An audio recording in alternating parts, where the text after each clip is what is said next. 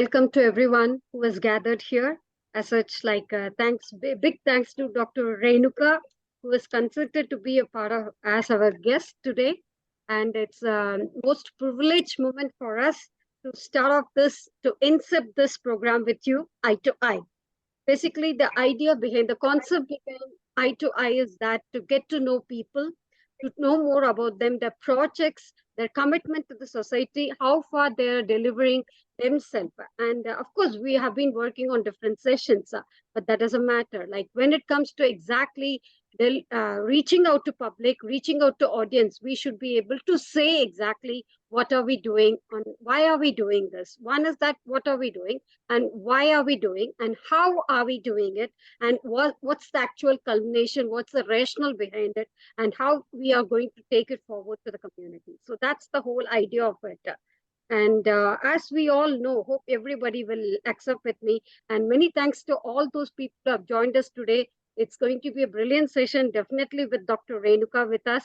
As we all know, like at the end of the life, will not be judged by how many diplomas that we have received, how many money we have made, how many great things we have done, but we will be judged. But when I was hungry, who gave me something to eat? When I was naked, who clothed me? When I was homeless, who took me into their fold or gave me shelter? So that's what is, we know that Global Sustainable Futures is all about, and they are delivering it. So without taking much time, I take the privilege of introducing Dr. Renuka. As we all know, she is very close to our heart, and the Global Sustainable Futures that works with the tagline of progress through partnerships and network. And that's the idea behind eye to eye. And end of the day, what does it deliver to? To the SDGs for a better community, for a better globe, or to make the place a better place to live in.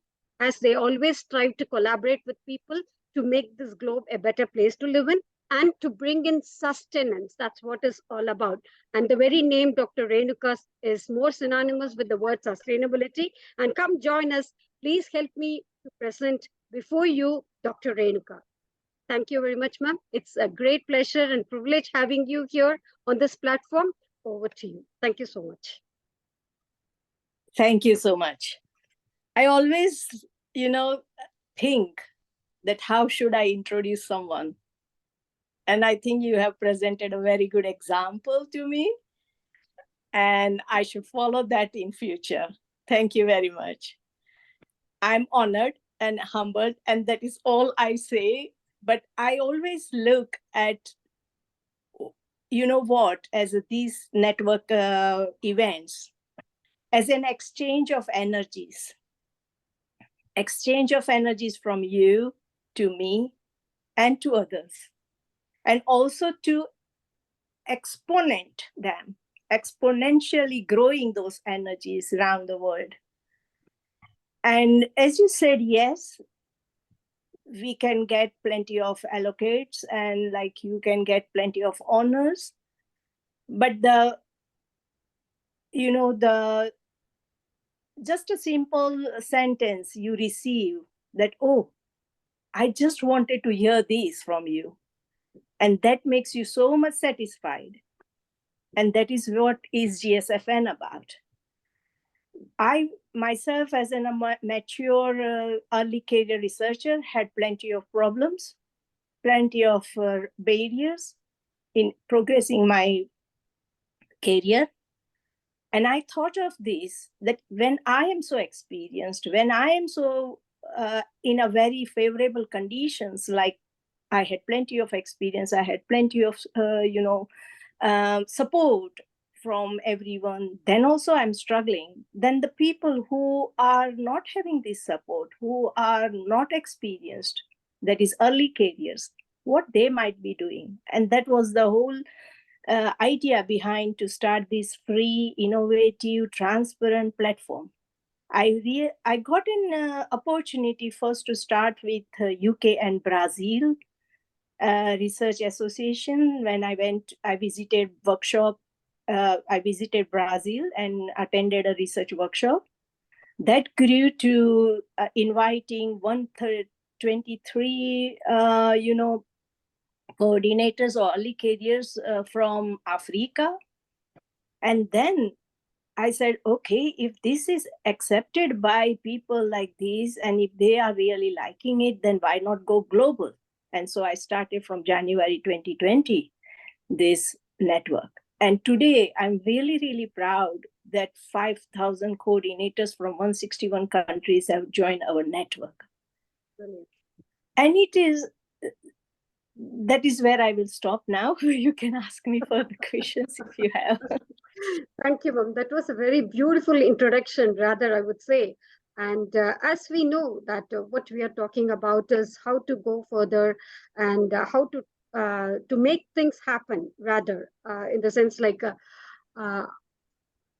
it's an art to make things happen. It's definitely an art. And because you have to be sustainable, sustainability is the first requirement in that place. And to make people understand the realities of exactly what the situation is, and then taking it forward. So that you have told us very clearly and very crystal clear in a very precise format exactly how you have managed those situations. Really commendable indeed. Well, I'm very curious to know about the first thing, as I'm an educationist, and most of the people will agree with me. They're also from the education background. JSFN support to education sector. Exactly, I'm very keen on knowing more about that from you. Thank you. You know, the education sector, the traditional education sector has failed to give us what we needed. And that's why I think today we are in such a chaos and such an certain time in our, real world. People are baffled.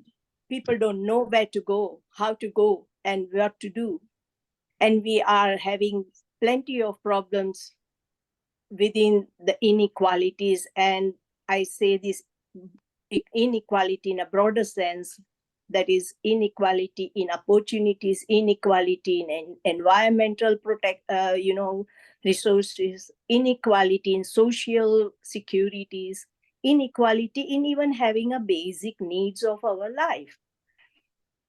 And so I believe that this traditional system of education are not fit for purpose now. And therefore, we need to change them. We need to have introduce them through the education, the future skills, and all future managers should have that understanding and skills, which they would be able to take informed decision for the betterment of our society and probably co-create sustainable futures. And that is where I think education has a very significant role to play, has to rise above their bars at the moment. They should introduce innovation, entrepreneurship, creativeness, inclusivity, and all that is required for the future. Our future, like global future. And they should be leading on sustainability leadership and stewardship. And this is not only required by just teachers or professors, but it is required by every stakeholders in the education system. Thank you. Very true, ma'am. Very, very true. As we all know, and I think everybody will accept that education is the passport to the future, only for those for tomorrow, those who prepare for it today. That's what does it mean. So you have told it very clearly that we should make the preparation today to move forward or to achieve in our dreams or in our projects. True, very true. Along with me, I have one more partner, Miss Sandhya Balaji. Good afternoon, Miss Sandhya. Good afternoon. Yes, Miss Sandhya. And that was a remarkable and inspirational beginning from both of you. Thank you. So Miss Sandhya also is joining me on the show, and she has got certain few questions for Dr. Renuka. Please go ahead, Miss Sandhya. Thank you so much. Okay. Yes, thank you, Dr. Renuka. your insight into the transforming meeting of these networks into positive energies was amazing, and I also believe in the same. When we talk about positivity, and when we talk about networking, it also means collaborations in many sides, like meeting of people, maybe meeting of organizations is called as collaboration. So to begin, I would first like to know if you could provide us some examples of how collaborations with GSFN have positively impacted communities and the environment. Thank you very much. First, let me tell you what type of governance approach we have taken in GSFN and the idea where it came from. We need leadership, as I mentioned, that we need leadership. We need leadership at every level. And that was the product of my PhD itself. Like as my PhD, I studied my PhD in sustainability in English housing. However, that was a case study to understand that how we can increase energy efficiency and sustainability in the context of all these stakeholders, multiple stakeholders, and multiple, complementaries in which any system works. And I identified that these all stakeholders are interrelated vertically and laterally. And what happens in vertically, we have plenty of levels: senior level, mid-level, individual level, and the ground level, you yourself, or in a institutional form, I would speak, we have individuals, we have organizations, and then we have inter-organizational, like global level. And laterally, we have things like processes where, you are influenced by your values, behaviors, beliefs, societal, your construction, and so on. And those internal understanding or external understanding or external pressures make you do some actions. And these actions reflect into performance. And collectively of the performance of individuals, organization, and those collectively impact on your multidimensional sustainability. So some of the impacts might be on environment, some of the impacts might be in society, and some of the impact might be on economic level, and so on, technological level and digital level, and so on. So that will allow you to achieve some multidimensional sustainability that is what desired by everyone today.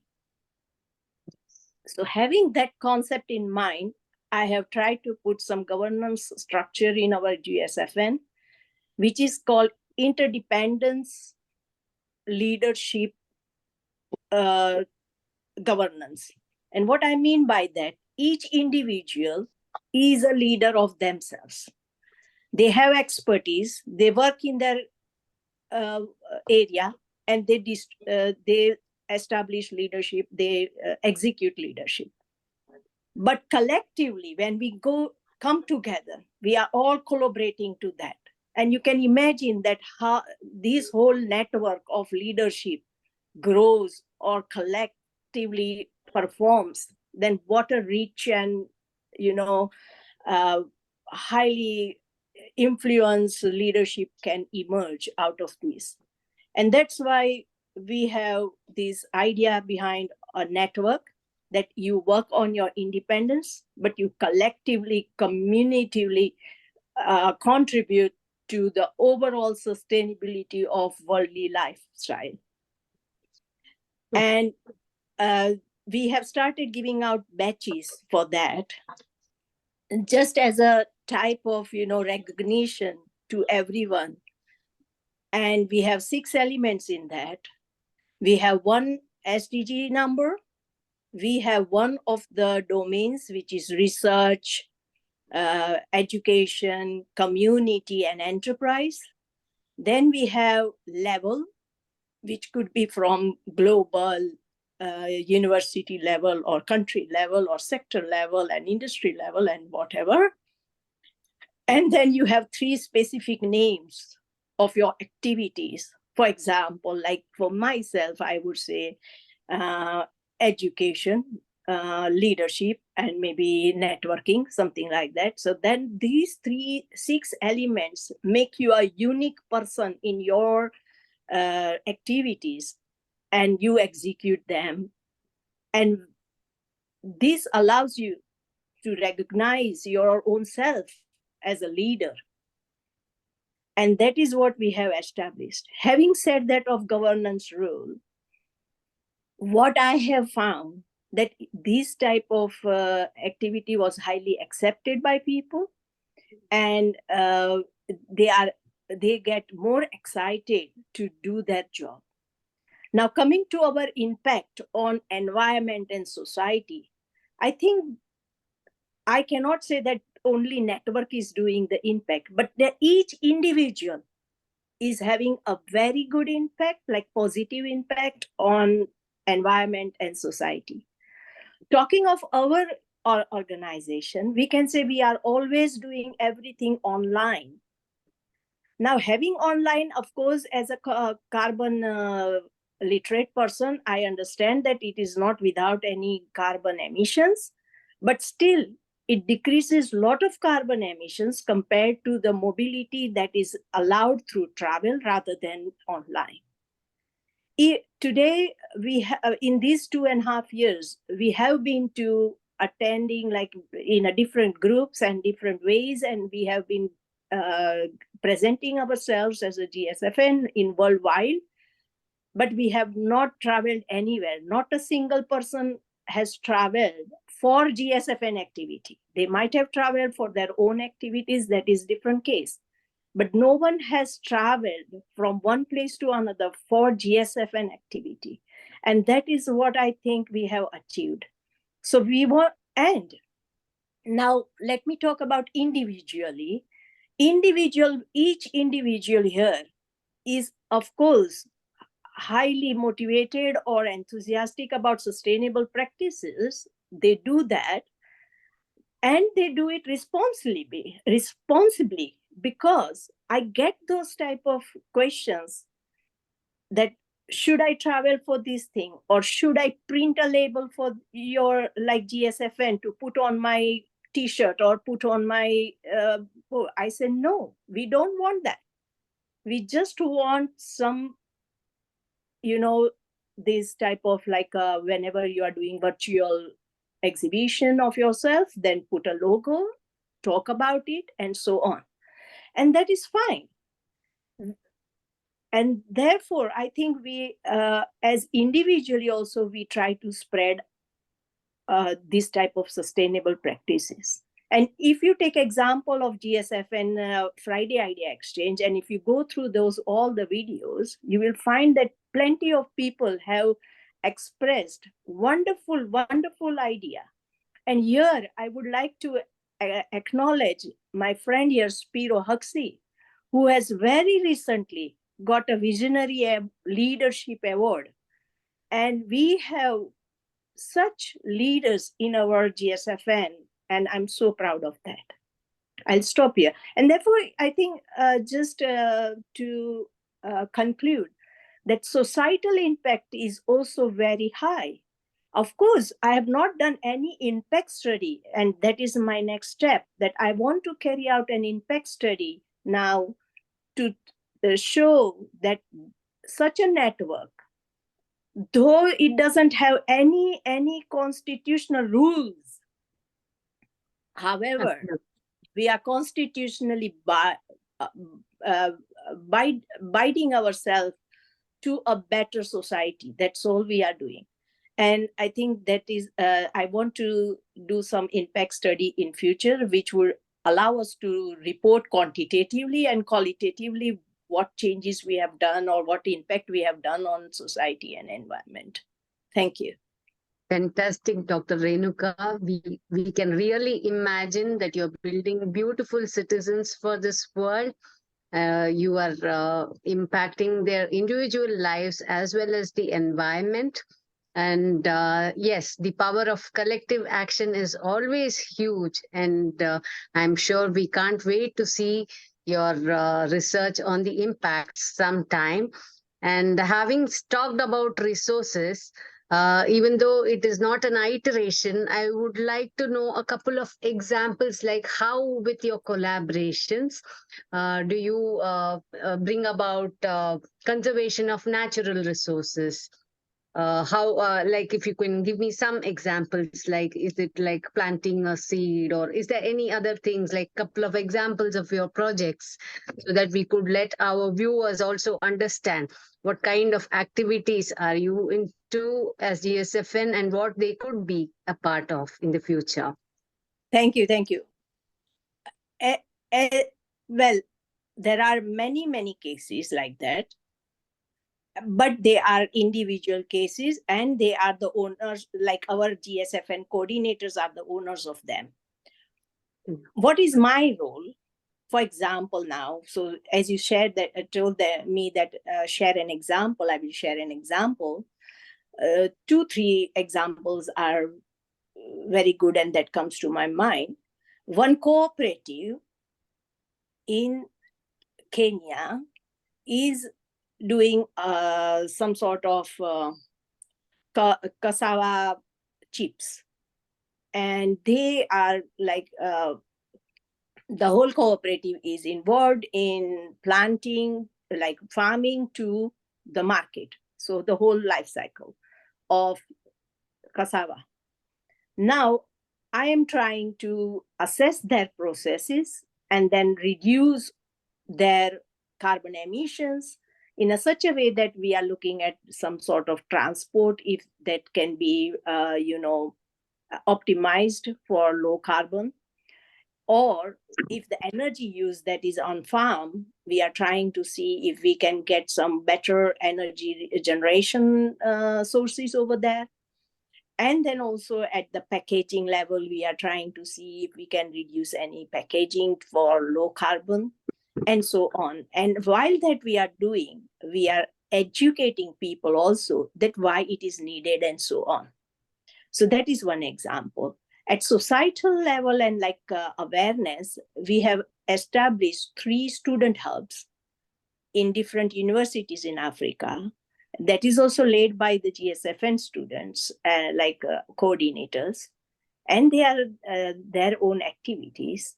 I go to their meetings and all, and I keep on saying, or I just advise them how they should go about.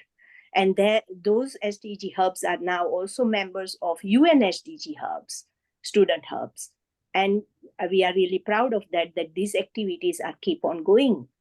Likewise, now I was just last week, I was invited by African Union, and I presented a very big project on agricultural transformation system.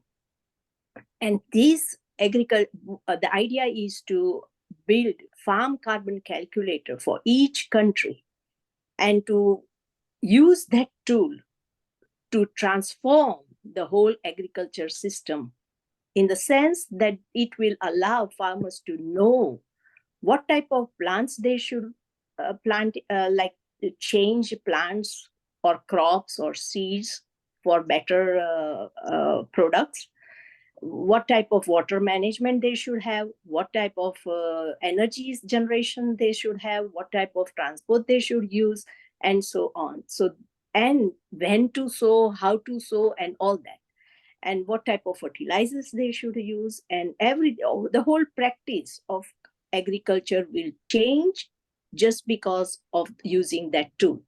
And that is what I think we are making this type of collaboration. And with that, in that project, actually, we will be not recruiting, but collaborating with plenty of farmers. Like just now we are in a pilot project, we are estimating that 2.5 million farmers will join us. And then about 500 organizations will join us, who are, commodity exchange and farmer associations and so on. And it is going to be a wide reach program. So first we are going to focus on 3 countries, and then we will next phase will focus on 10 countries, and then the third phase will focus on all countries. And that is how we want to move forward. So It with is due really apologies, inspiring. yeah, due apologies to Ma'am Sandhya. Sorry about it. Dr. Renuka, I'm so inspired by your African project. Well, I want to know, like a country like India is in the most required stage or status of exactly when we talk about farmers. The same project that we are doing in Africa. Do you have plans of duplicating it in India as well? Yes. Precisely, I was about to think of asking the same thing, Dr. Vidya. Thank you. Yes. And I would say yes. I have been approached by a very big agricultural network, which already has 22,000 people in it. And so it would commence sometime. We are in negotiation, like, just to understand, I don't do any negotiation, sorry, not any sort of financial negotiation or governance negotiation. I don't believe in negotiation. I only believe in starting something. So it is just like discussion point where, and there's no more discussion. They are just waiting for me to say, yes, we want to start. I would say they are so enthusiastic. I am just lucky. I'm lucky with people, or I'm fortunate for people who are approaching me, that they are so enthusiastic that they only want yes from me. And I think we will hope by the end of this December, we can get something going. But I'm a bit conscious that I should have a plan. I should have some sort of strategy behind me so that I can advise, or I can lead properly, or I can just delegate any work that to work on properly. So that's the only barrier on my side, probably. Okay, it was really inspirational, Dr. Renuka. I have one more question to ask you. And that is, like, we talk about synergies and collaboration, we have talked, and now we have to link it with the global aid initiatives. And what do you think GSFN will have to contribute on those lines for a resilient and equitable future for communities worldwide? Thank you very much. First of all, I was a bit confused. I'm a bit confused with global aid initiative. Is that, you mean that is it just bringing help to people, or is it you can elaborate on that first? Yeah, 2 ways I would say. One, with bringing in the projects globally, and second thing, bringing help to people as well. What more can we look forward to for a sustainable world from GSFA? Okay. Of course, I would say about that.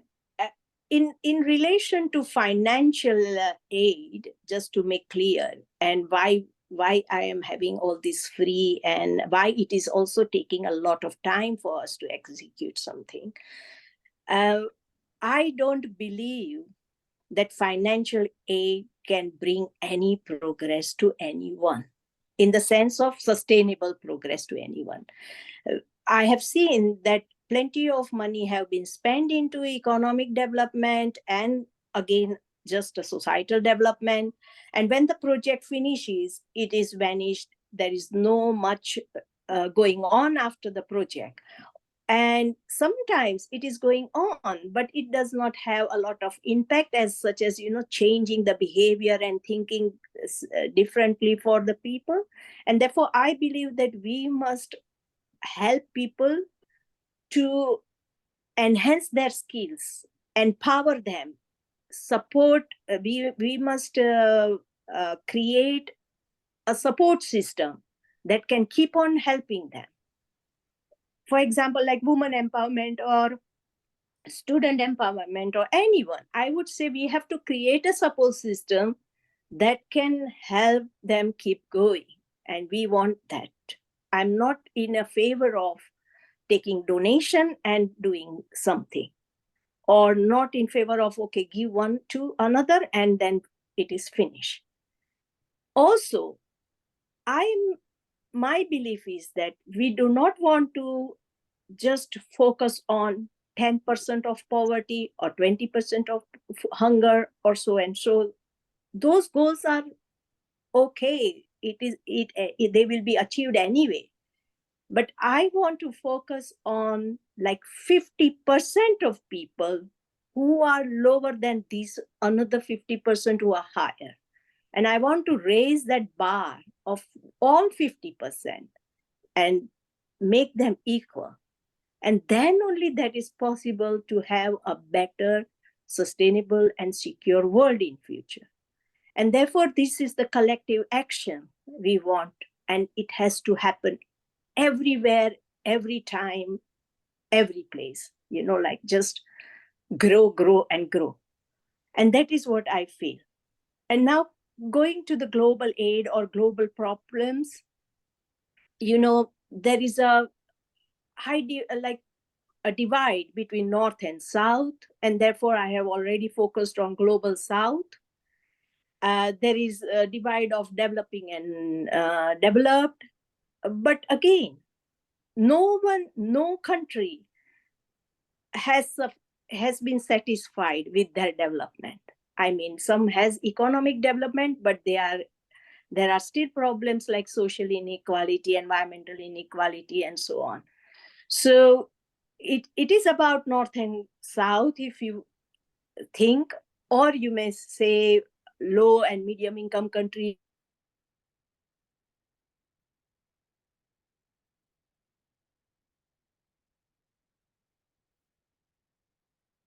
You're muted. You're muted. And then only innovation can happen. You can help each other. We don't have to overlap the resource use at all now. We are without resources now. So we should just make use of whatever the resources we already have. Carbon, embodied carbon is already there so much, and we have to make use of that carbon. And that is the idea, I think, global aid or that understanding needs to be in everyone's mind. We have to share our resources. We have to share our expertise. We have to share our, assets. And everything should be shared among ourselves. And then only we can grow in partnership, like progress through partnership. That's the tagline which I'm emphasizing here. Fantastic, Dr. Renuka. I understand that we should share all our resources, and your beautiful idea of knowledge sharing and empowering each other is also commendable for a more prosperous and green world as well. Now I pass the baton to my partner there, Dr. Srividya. Would you have more questions for Dr. Renuka? Not much, just one question towards the last, but I would like to really say what I have understood from Dr. Renuka is that do your little bit of good wherever you are, doesn't matter. And it is those little bits of good that put together that overwhelm the world. And he who profits more is the one who does the service to the humanity. And the service that is rendered without joy helps neither the servant nor the served. So, but all the other pleasures and possessions pale into nothingness before the service is rendered with the spirit of joy. Commendable indeed. You're truly an inspiration, Dr. Renuka. Really, thank you so much. Last but not the least, I'm picking up from exactly what you have been discussing so far. Is about conservation of energy, and also about talking about the ecosystem, the balanced ecosystem that which represents the sustainable habit of interdependent between all the living things and the microorganisms in the society, and which includes the human as well. So when we relate it to human, so the efficient management system of the energy and the recycling with the interconnectedness, I would say, between the primary producers and the predators is very, very important. How do you bring up this kind of ecosystem, the balanced ecological ecosystem balance for a sustenance or sustainable coexistence? How do you manage achieving this through your projects? Thank you very much. I believe, the earth system, like nature system, has plenty of species and plenty of, animals. Of course, fauna and flora all are in that system. Water bodies, climate and carbon, nitrogen, all cycles, everything is there, and we work in harmony. And that needs regeneration. We completely agree with that, because we have deteriorated the earth system quite bad, and so we need to regenerate that. But while we are doing that, it is not going to be possible if we do not regenerate mankind. If man gets partnered with nature, when you understand that your nature is your partner, and if you change your mindset with that, I think regeneration for mankind is first necessary, and the second comes Earth's regeneration. What we need to change is our beliefs, our behaviors, our vision. We need to have long-term vision.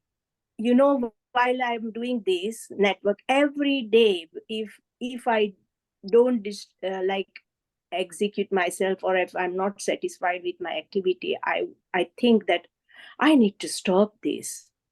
But then when I think, if I stop this, then how my long-term vision is going to happen? So you have to look at a long-term vision. Keep in mind that these are all our small steps which are accumulating and putting forward to that big goal. And everyone needs to change, we have to make these talks of betterness, how we can behave better, how we can live better, how we can eat better, how we can have our health better. These talks should be within our talks, everyday talks. I mean, talk at the table, dinner table, talk when you meet your friends. When you start with looking beautiful or looking at your clothes, you start thinking and speaking, where did you bring, how did you bring, what impact does it have, and so on. And that communication will allow people, each other, to understand each other and exchange those beliefs. And so if that type of regeneration is happening, then I'm sure we will be able to regenerate the earth more faster, more better, and to the societal's need. And that is what I think we should have in environmental ecological balance. Very true. Very true. My request is that tomorrow, on Sunday, we have a G20 session, and it's more related to it. Believe me, ma'am. It's on resources. It's on R3 dialogue that we are going to speak about. So, with humble request, I extend this invitation to you to join us for the G20 session. Amidst your busy schedule, I know we can understand that, but still, it will make more sense of your presence there. At least for 5-10 minutes, if you can just chip in and just share your views, it will be a great platform for us. Thank you. Sure, thank you. Thank you. Yes, over to Madam Sandhya. We have come towards the end of it. We have got another 5 minutes. Like anybody from the audience, if you have any questions, we just open it to the audience. Like you can ask, and Madam Sandhya will conclude the session. Thank you. Absolutely. Yes, audience, please, would you like to ask any questions to Dr. Renuka? I can ask Spiro to share his views for, just now he has been our Visionary Leader Award body. So I think he can share his views to us. Please. Absolutely, please. We welcome Thank you, Mr. Dr. Spiro on Renuka. the Thank floor. you. Thank you. Thank A you, warm Dr. welcome Renuka. to you, sir. Thank you. Oh, thank you, Dr. Renuka. Thank you, everybody. And my name is Spiraji. I'm an engineer by background training. And I'm researching for a long time about the concept of quality or the concept of goodness or the concept of good, well-being, and general welfare. I try to understand those concepts and to give the formula, mathematical formula, because nowadays the language is very contaminated. And we speak, we say the words, but we don't understand the same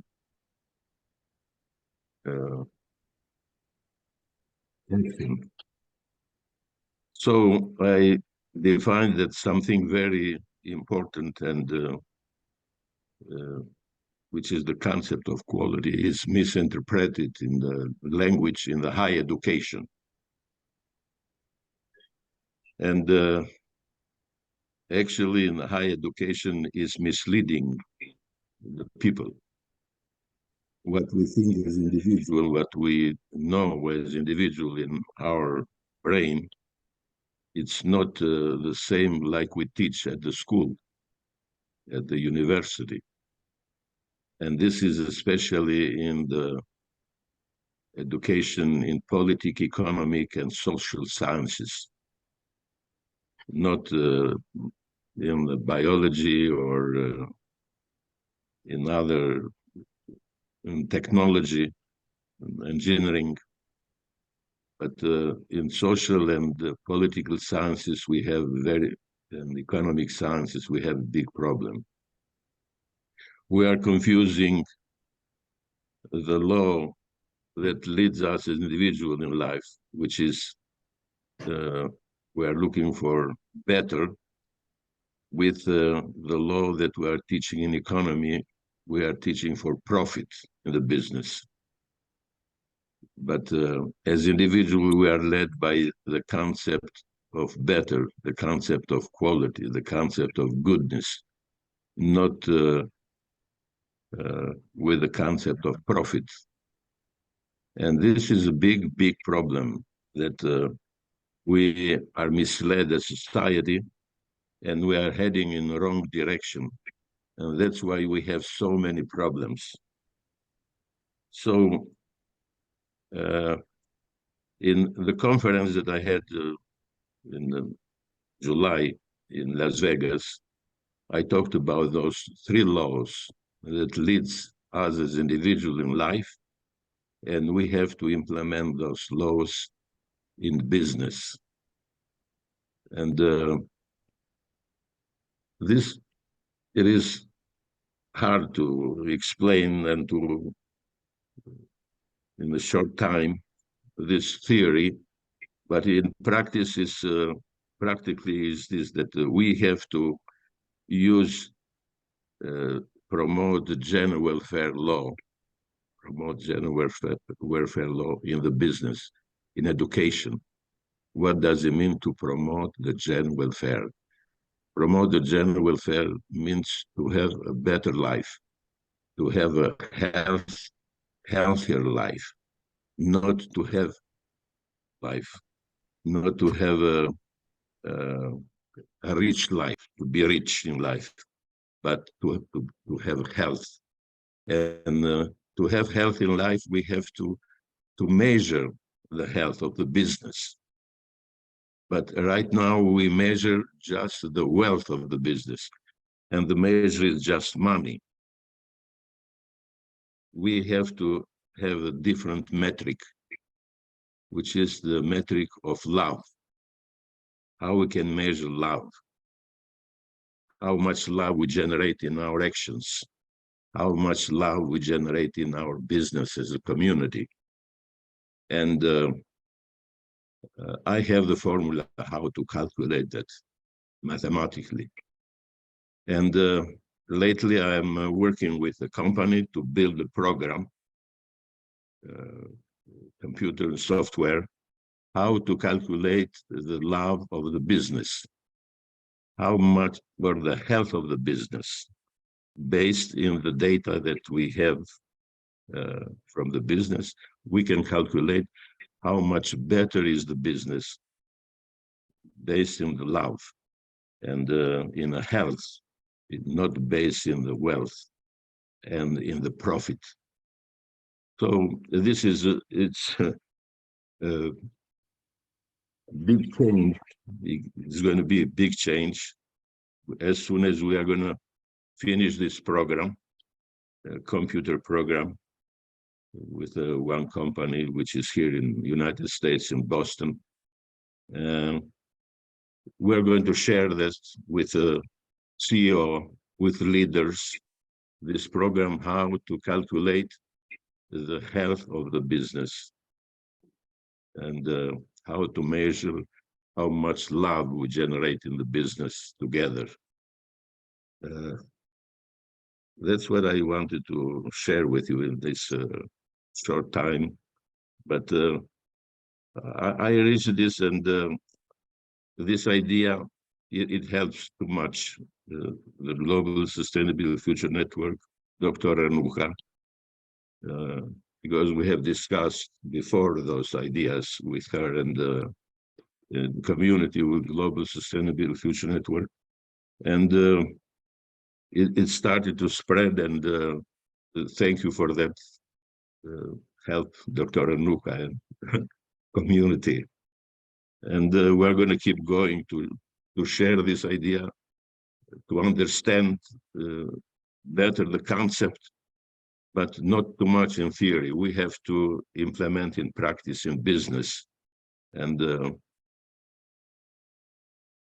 it is going to be a paradigm shift in the way that we are educating the people, and of course, in the business, in the actions, to build a better, much better world together. Not a richer world, but a better world. We have to change the metric. Thank you.